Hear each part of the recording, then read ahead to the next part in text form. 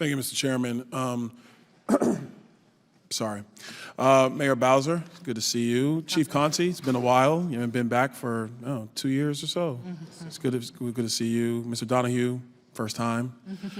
Mr. Graves, bro, you need to do your job. I mean, let's just be very clear. You know, obviously, you have a responsibility to the residents of the district in a myriad of ways. I think, my colleague talked about that and went in some heavy detail there.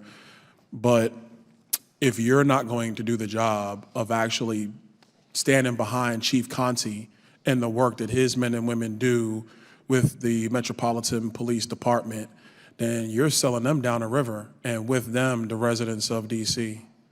And even the tourists that come to D.C. But, they're the ones that live here. They ride the bus, they get on the metro, they're going to school, they're going to work, and what everybody wants is just to be safe. And you're not holding up your end of the bargain. I've seen MPD all over D.C. They're out here every single day. They are here. It's very clear when they're on the scene. But you're not doing your job.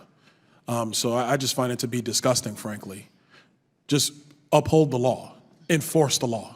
And that actually will make the job easier for the chief and for the mayor to do their jobs.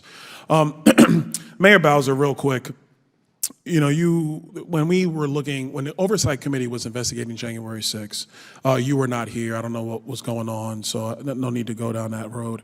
But I really had a question about, you requested troops on you addressed National Guard troops on December 31, 2020, is that correct? That sounds right, but I would want to confirm the dates. That's fine. Yep. That's fine. That's fine. Based upon any recollection that you have, what was the rationale for requesting National Guard troops? We wanted to make sure that our city blocks were protected, and the chief decided we were in that transition week, so the chiefs decided that we wanted to create a traffic box around certain parts of our downtown, and the best use of resources would be National Guard instead of MPD, so that MPD could be available for law enforcement. So that was our request. Okay, so quick follow-up to that, because I remember it having gone through orientation here before I got sworn in as a member of Congress, that during that time period, to the pandemic and everything else, there was no traffic in DC, not like it is today. Like, nobody was driving through the streets of DC during that time period.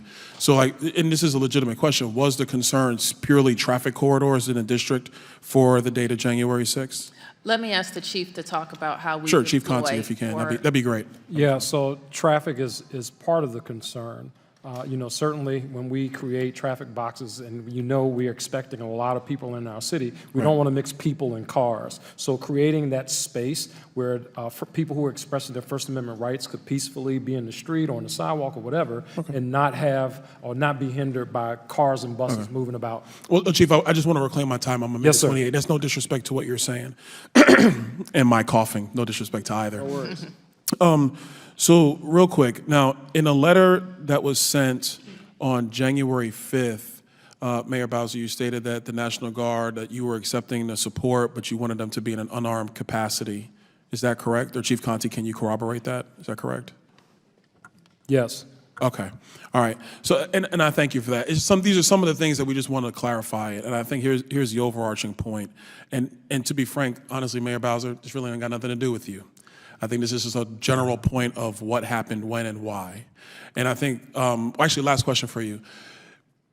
When your request for National Guard troops obviously they were answered and you were given whatever you needed. Is that correct? We were given, I believe, some of what we requested. Okay. Were there any limits that came from the Secretary of the Army? Yes. Okay. Can anybody stipulate what that was?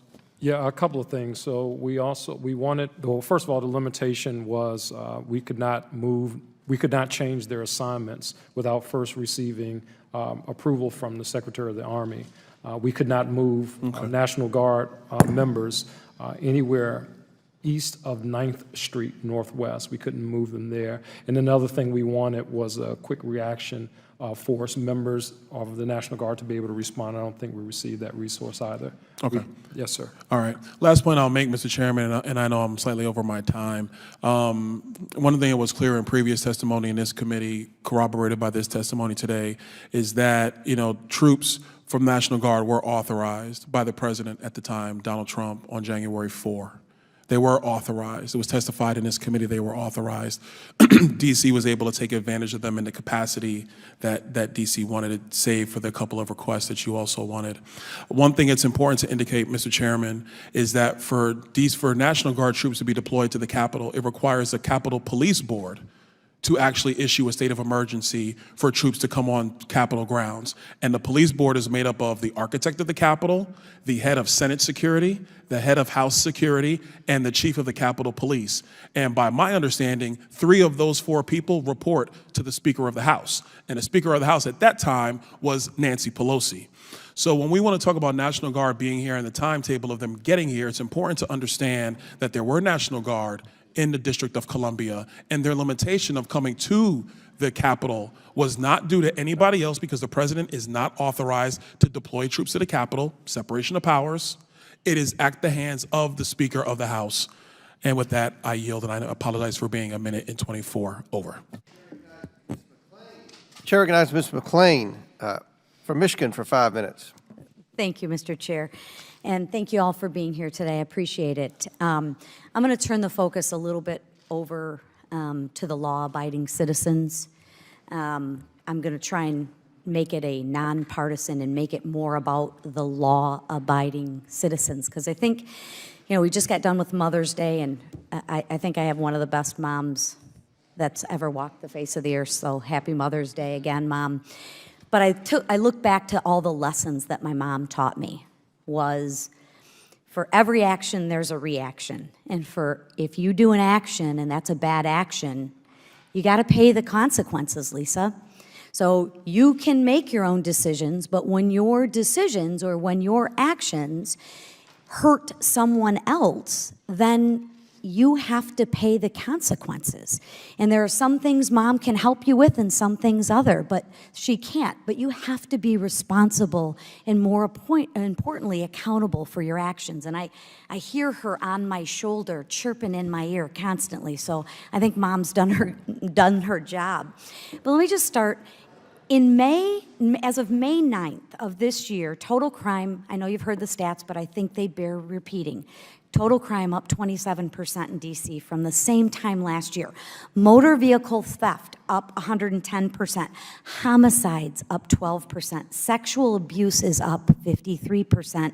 And property crime is up 30%. That's not a good position for the law-abiding citizens to be in. And I think we need to really take a good long look at why. And I think it goes back, and I hear my mom in my back, on my shoulder, consequence to the action. What is the consequence to your action?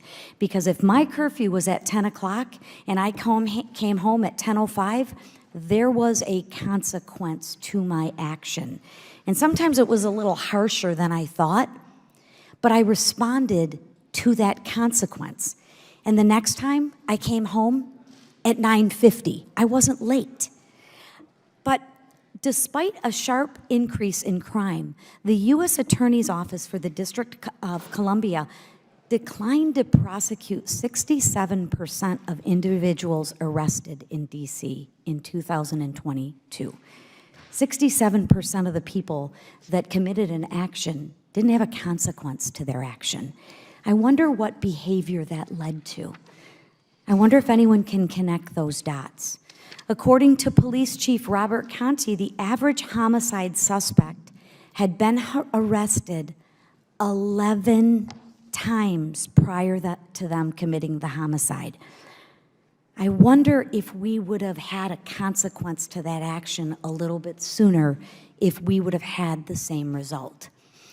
Right? My mom has zero time in law enforcement, but I think her concepts really make sense. So Mayor Bowser, do you think violent and repeat offenders should be kept in jail? I believe in consequences as well. Thank you. Congresswoman. But I also believe that it's complicated. And that is, But yes, life is it- complicated, life and is life is complicated for the law-abiding citizen, too. Absolutely. And sometimes I'm sorry. I don't It's disagree really with- quick. Do you Yes. believe that violent and repeat offenders should be kept in jail? And if the answer is, I don't know, or it depends, I will say that I advanced a piece of legislation that addresses the issue that you're raising. So yes? For repeat violent, for a person who has been convicted of a violent crime and is arrested for another violent crime, I am suggesting that we close what I see as a gap in our law. I agree with you, but I think you're missing the And give the point. courts the ability to detain them while they await trial. so is that a yes? It's a yes in some cases. Yes, I think that this is, And therein I lies the believe problem. firmly, this is what I believe firmly, Congresswoman, and we've been focused on taking guns off our street. We can have a- Let me stop you because I don't want to get, I have another Okay. question. Do you have any concerns that the average homicide suspect has been arrested 11 times prior to committing the murder, Mr. Graves? I mean, that 11 times.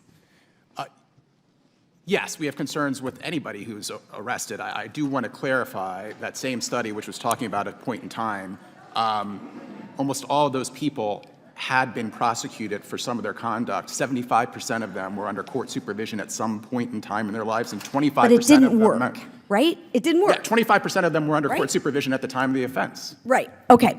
So can you explain to the committee why your office is declining to prosecute so many people? I mean, 67%, Yeah. I'm already down.